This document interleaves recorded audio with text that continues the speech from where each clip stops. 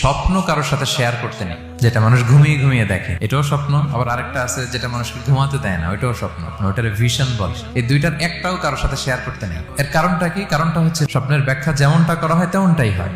আপনি একটা স্বপ্ন দেখলেন, একজনকে একটা বললেন, সে হুট করে একটা ব্যাখ্যা দিয়ে দিল, ওইটাই হয়ে যাবে। এটা আপনার জন্য ভয়ঙ্কর হয়ে যেতে পারে। এক লোক এসে মুহাম্মদ ইবনে সিরিনকে বলল যে আমি দেখলাম আমার ছেলে পানি খেতে খেতে পেটটা এত বড় হয়ে গেছে।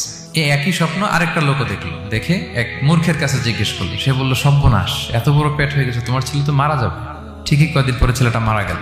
আর একই স্বপ্ন দেখে এই লোক মুহাম্মদ ইবনে সিরিনকে জিজ্ঞেস করেছিল, উনি বলেছেন যে তোমার ছেলে তো অনেক বড় আলেম হবে। ঠিক তাই হয়েছে, ওই ছেলে অনেক বড় আলেম হয়েছে। এই ভিশনও শেয়ার করা যাবে না কারোর সাথে। বিশাল বড় একটা কিছু প্রজেক্ট নিছেন, শুরু করার আগে আপনি বলে ফেলছেন, শেষ, আর এটা হবে না।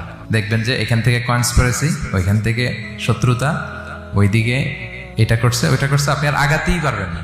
সো স্পেশালি যদি কোনো ভালো স্বপ্ন দেখেন, এট দ্য সেম টাইম খারাপ স্বপ্ন যদি দেখেন, এটা আপনি শেয়ার করবেন না কারোর সাথে। কারণ স্বপ্ন এটা কেবলমাত্র মন মস্তিষ্ক প্রসূত কোনো বিষয় না। মুমিন জীবনে এটা অনেক অর্থবহ। মাঝে মাঝে স্বপ্নের মাধ্যমে আল্লাহ মানুষকে বার্তা দেয়, ইলহাম পাঠায় স্বপ্নের মধ্য দিয়ে। যার জ্ঞান নেই বা ব্যক্তিগত জীবনে পাপী, ভালো মানুষ নয় বা হিংসুক টাইপের, এদের কাউকে আপনার কখনো স্বপ্ন শেয়ার করবেন না। ভালো স্বপ্ন দেখলে শুকরিয়া করবেন আল্লাহর, আলহামদুলিল্লাহ, আল্লাহ কবুল করো। খারাপ স্বপ্ন দেখলে পানাহা চাবেন আল্লাহর কাছে।